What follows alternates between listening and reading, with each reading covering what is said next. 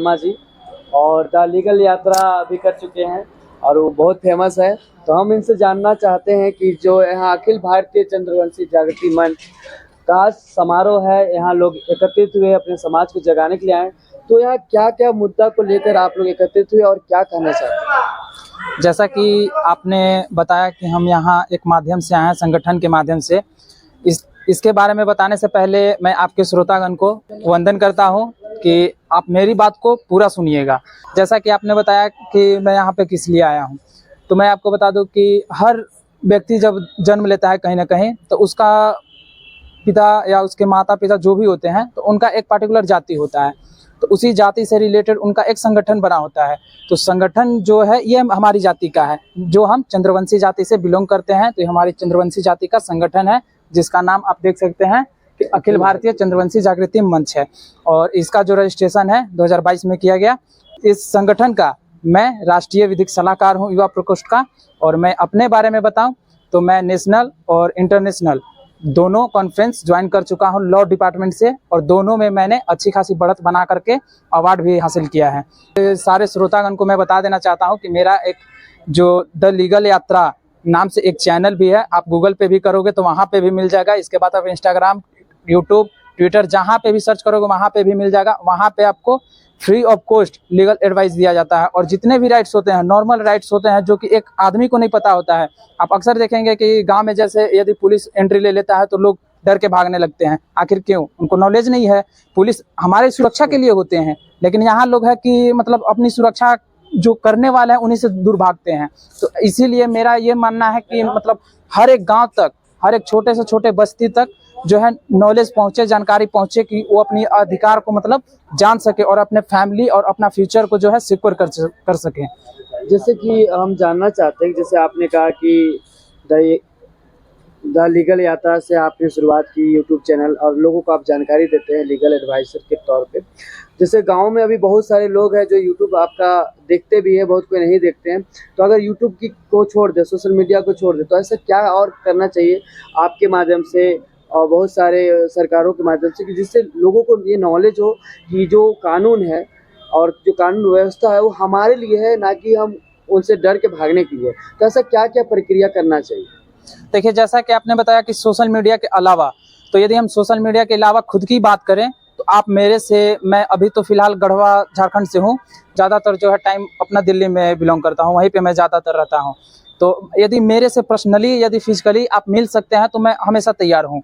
बस मेरे को ऐसा कोई कंडीशन ना हो कि ज़्यादा व्यस्तता मेरे साथ हो, नहीं तो मैं हमेशा आपके लिए तत्पर रहता हूँ। और किसी भी समाज से हो, मैं ऑल ओवर इंडिया में किसी भी समाज से कहीं का भी मेरे पास केस आता, अभी तक मेरे पास कम से कम 30 से 35 केस आया है, जिसमें कि मैंने मतलब बिना किसी चार्ज का मैंने अपना पूरा फुल सपोर्ट दिया है, और मैंने कई केस में तो पूरा सफलताएं भी पाई है। जैसे मैं एक आपको गया जिला का एक लड़की का, जैसे उनका फोटो वीडियो वगैरह वायरल कर दिए गए थे उसके प्रेमी के द्वारा, और प्रेमी से बार बार उनको मतलब ब्लैकमेल किया जा रहा था। तो उनका जो भी प्रॉब्लम था, मतलब वहाँ के लोकल जो एडवोकेट थे वो सॉल्व नहीं कर पाए थे, लेकिन उन्हें मेरे बारे में पता चला। फिर भी उनके जो पेरेंट्स थे हमें मतलब हम पे बिलीव नहीं कर पा रहे थे कि जिन्हें हम जानते नहीं है, पहचानते नहीं है, तो उन्हें हम कैसे बिलीव कर ले। और भाई किसी का भी लड़की की बात है तो यानी घर की इज्जत की बात है, तो उन्होंने बहुत मुश्किल से मेरे पे भरोसा जाता है, और मैं उस भरोसे पे पूरा फुल कायम उतरा। और उनका पूरा मतलब जो भी सोशल मीडिया पे फोटो वीडियो थे सारे डिलीट हो गए, और मैंने उस लड़के को कंपनसेशन के तौर पे लड़के से लड़की को 50,000 पैसे भी दिलवाए, और उस लड़के मतलब घुटना तक टेक दिया। और लड़की के ही कहने पे मैंने वो लड़के का जो लाइफ है छोड़ दिया। नहीं तो मतलब जिस तरह का लड़का क्राइम किया था, मतलब जिस तरह का उसने कांड किया था, उसका सजा बहुत ही कानून में दयनीय है। उस लड़का का मतलब लाइफ बर्बाद हो सकता था। और रही बात हमसे अलावे के, तो देखिए भारत सरकार भी इस पे बहुत जो है काम कर रही है। आपको जैसे आपने देखा होगा कि बहुत से लोगों के पास जो है वकील नहीं मिल पाते हैं, तो उनके लिए फ्री का सरकारी वकील मिल ही जाते हैं। और उससे भी नहीं तो आपको हर डिस्ट्रिक्ट में आपको एक जज स्पेशल दिए जाते हैं, स्पेशल जज दिए जाते हैं कि वो आपका सुनवाई करे। आपके पास ये मैटर नहीं करता कि आपके पास पैसा है तभी आपको न्याय मिलेगा, ऐसा कुछ नहीं है। भारत सरकार हर किसी को न्याय बराबर देना चाहती है, पैसा आपके पास है या नहीं भी है फिर भी। लेकिन बस फर्क इतना होता है कि लोगों को जानकारी नहीं होता है, और लोगों को जानकारी नहीं होता। हम जैसे बहुत सारे ऐसे मतलब हैं युवा जो कि जानकारी देते हैं सोशल मीडिया पे, लेकिन बस फर्क इतना पड़ जाता है कि लोग मनोरंजन देखना पसंद ज़्यादा करते हैं, लेकिन वही नॉलेज का आएगा स्लाइड कर देंगे। कहीं भी अगर रील के माध्यम से आए या यूट्यूब के माध्यम से वीडियो में बताया जाए तो वो स्लाइड कर दिया जाता है। तो मैं बस आपके श्रोतागण को सभी से एक ही रिक्वेस्ट करूंगा, यदि नॉलेज का भी आता है कम से कम उसको सुनिए। आप अपने पे इम्प्लीमेंट मत कीजिए, लेकिन आप अपने बच्चों के लिए सुनिए। आपके बच्चे का भविष्य कल को फ्यूचर बनेगा। आप मान लीजिए आज आपका बच्चा आपको देख रहा है और लोग बोलते हैं कि नहीं मेरा बच्चा बड़ा बड़ा स्कूल में जा रहा है। स्कूल में जाने से नहीं होता है, आप उसको अच्छा संस्कार दीजिए, अच्छा उसको आप एक लाइन लेंथ में बांध के रखिए। बोला जाता है ना, education is not complete without संस्कार, जो आप लोग समझते हैं। मतलब संस्कार भी जो है एक उनमें डेवलप करना जरूरी होता है। और आजकल क्या आप देखिएगा कि नहीं, बहुत लोग आपको कहने मिल जाएंगे कि नहीं मेरा बेटा इतना बड़ा स्कूल में पढ़ता है, उतना बड़ा स्कूल में पढ़ता है। रीजन ये नहीं है, आपका बेटा उतना पढ़ने के बाद भी क्या है, गलत काम पे उतर जा रहा है। आपका मेन कारण है कि आपके घर से संस्कार नहीं मिल रहा है। और आप कितना भी अच्छा पैसा लगा दे रहे हैं अपने बेटे के पीछे, आप अपना अगर जो तौर तरीका है डेली लाइफ का आप चेंज नहीं करेंगे तो आपका बेटा आप ही को देख रहा है। क्योंकि माँ बाप बेटा का सबसे पहला टीचर होते हैं। बेटा कितना भी बड़ा हो जाए, बेटा माँ बाप को ही देखता है। तो मैं सभी से एक ही रिक्वेस्ट करूंगा कि कम से कम अपने बेटा का लाइफ बनाना चाहते हैं तो आप अपने आप में बदलाव पहले करना शुरू कीजिए, क्योंकि बेटा आपका अनुकरण करता है। जैसे कि आपने कहा कि बहुत सारे गांव के लोग होते हैं जो बहुत ज़्यादा डरते हैं, चाहे वो कोर्ट कचहरी हो, चाहे पुलिस से हो। तो ये डर कैसे खत्म होगा, उसका तो आपने उपाय बताया कि नॉलेज से होगा। लेकिन अभी भी बहुत सारे लोग जानते हुए भी, जो पढ़े लिखे हैं, जो नॉलेजेबल हैं, ये कदम नहीं उठा पाते। उसका क्या रीज़न? क्योंकि आप उस जगह पे रहते हैं, तो इसका क्या रीज़न? इसका यदि देखा जाए तो सबसे पहला तो मेजोरिटी का कमी होता है। क्योंकि अच्छा खासा एक जो होता है, मान लीजिए मैं हूँ, जानकारी मेरे पास है, लेकिन मेरे पास मेजोरिटी नहीं। आपके सामने यदि मेरे को कोई आकर के 2 थाप मार दे, ठीक है, और आप बोलोगे कि नहीं हम तो देखे ही नहीं है, तो हम अकेले पड़ गए। तो वैसे वैसे जगह पे जो जानकारी वाले भी मार खा जाते हैं, क्योंकि वो तो समझते हैं कि मेरे पास एविडेंस ही नहीं है। तो मैं उन लोगों को भी बता देना चाहता हूँ कि आपका भी जो एविडेंस है वो कोर्ट में माना जाता है। फर्स्ट ऑफ ऑल ये भी बात है। और दूसरी बात मैं आपको बता दूं कि जैसे आपने बताया कि लोग मतलब चाह कर भी जो है आगे नहीं बढ़ पाते हैं, इस मतलब निडर नहीं बन पाते हैं कानून के संबंधित। तो इसके लिए हम लोगों को बस यही करना होगा कि जैसे सभा आयोजित किया जाता है तो उसको अटेंड करें। और जैसे कहीं पे कानूनी आप गवर्नमेंट की तरफ से भी जो है कानूनी जागरूकता का रैली लाया जाता है और कानून के बारे में हर चीज़ मतलब बताया जाता है। तो वैसे वैसे जितने भी कार्यक्रम होते हैं हमें अटेंड करने चाहिए, ताकि हम अपने भी सीखें और अपने बच्चों को भी। अब हम ही नहीं सीखेंगे तो हम अपने बच्चा को क्या पढ़ाएंगे? कल को गए मेरा बेटा पुलिस देखने से डर जाएगा, तो हम उसको बताएंगे ना कि बेटा तुम पुलिस जो है तुम्हारी रक्षा के लिए है, पुलिस से डरना नहीं है, तुमको पुलिस से बात करना। एक दोस्त, एक भाई, एक गार्जियन के तौर पे पुलिस के देखो, ना कि एक डर के माहौल के तौर पे देखो। जैसे आज ये तो हो गया कि जो जनता है, जो पीपल्स है, जो आम लोग हैं, उनके बारे में आपने बात की। इसमें आप एक प्रशासन को क्या करना चाहते हैं? क्योंकि आप अधिवक्ता हैं, तो ज़ाहिर-सी बात है कि प्रशासन के लिए भी कुछ सलाह की ज़रूरत होती है, क्योंकि हर इंसान को किसी न किसी सलाह की ज़रूरत होती है। तो प्रशासन का क्या रवैया होना चाहिए जब वो लोगों से मिलते हैं, तो क्या रवैया होना चाहिए उनका?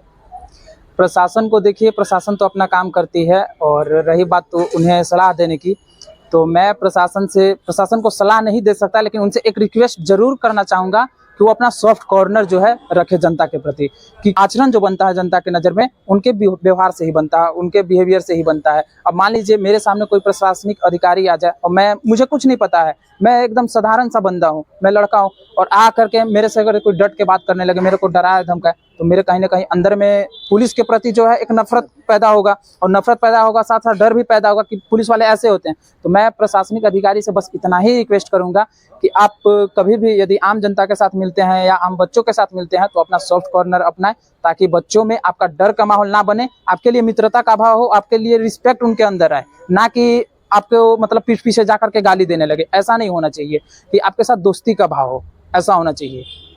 जैसे हर इंसान की ज़िंदगी में एक पर्सनल लाइफ होता है, एक प्रोफेशनल लाइफ होता है। आप प्रोफेशनल लाइफ में तो एक अधिवक्ता हैं, एक पर्सनल लाइफ में आप किसी के बेटे हैं, किसी के मामा है, किसी के चाचा, या एक समाज से जुड़े हैं। क्योंकि आज सामाजिक गतिविधियाँ हो रही है, तो हम समाज के ऊपर आ रहे हैं कि अखिल भारतीय चंद्रवंशी जागृति मंच में अभी क्या-क्या त्रुटियाँ हैं और क्या इसको सुधारने की ज़रूरत है? और आप युवा हैं, तो युवाओं को क्या कहना चाहते हैं इस मंच के माध्यम से?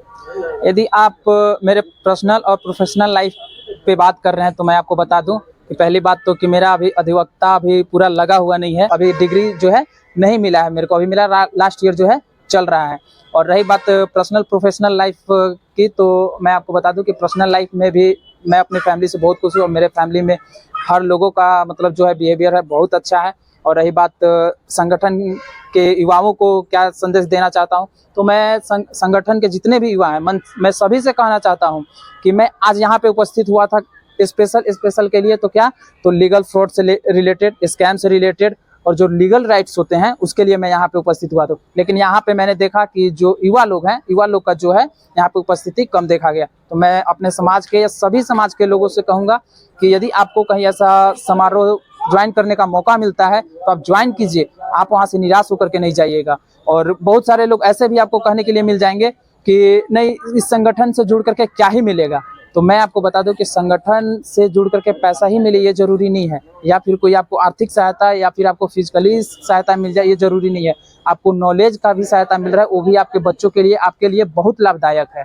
तो मैं सभी से यही रिक्वेस्ट करूंगा कि यदि कहीं पे आपके लिए अगर कोई आयोजन किया जा रहा है तो उस आयोजन में आप जरूर पार्टिसिपेट करें और कोशिश करें कि हम बढ़ चढ़ कर हिस्सा लें, और उसमें बढ़ चढ़ कर हिस्सा लेने के साथ साथ हम मेरे अंदर जो एबिलिटी है हम वो दूसरे के साथ पहुंचाएं।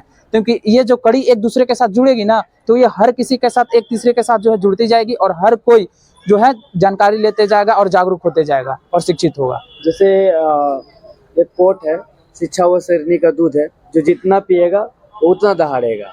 और जैसे कि जो हमारे ऑडियंस है जो इस वीडियो को देख रहे हैं, और बहुत सारे लोगों को आप भा गए होंगे या लोग चाहेंगे कि आपसे कैसे संपर्क करें, तो मैं चाहूँगा कि आप अगले बार भी समकालीन दस्तक में दस्तक देते रहे और अपना एक नंबर प्रोवाइड कर दें, ताकि वहाँ से अगर कॉल आए तो मैं उनको आपका नंबर प्रोवाइड कर सकूँ। देखिए मैं अभी तो जो पर्सनल नंबर होता है वो मैं शेयर नहीं कर सकता, क्योंकि लोगों का मतलब जो है ना छोटा छोटा बात पे भी कॉल आने लगता है। क्योंकि मेरा पहले जो था नंबर था ऑनलाइन, यदि आप ऑनलाइन सर्च मारते तो मेरा नंबर मिल जाता था। लेकिन रीजन ये हो गया कि मतलब कोई छोटा भी कांड होता तो तुरंत कॉल आ जाता था, इसलिए मैंने वहां से जो है अपना नंबर रिमूव कर लिया। लेकिन फिर भी यदि मेरे से किसी को कांटेक्ट करना है तो आप गूगल पे साफ से सर्च करो द लीगल यात्रा रोशन वर्मा, विदाउट स्पेस का द लीगल यात्रा लिखो और इसके बाद रोशन वर्मा, आपको मेरा ईमेल आईडी मिल जाएगा। ईमेल करो मेरे को, आप ईमेल करोगे, मैं डेली ईमेल चेक करता हूँ, डेली अपना मेल वगैरह सारा चीज चेक करता हूँ। वहां भी नहीं मिलता हूँ तो आप इंस्टाग्राम पे आ जाओ। इंस्टाग्राम पे तो अभी पूरा सोशल मीडिया इंस्टाग्राम पे बसा है, हर युवा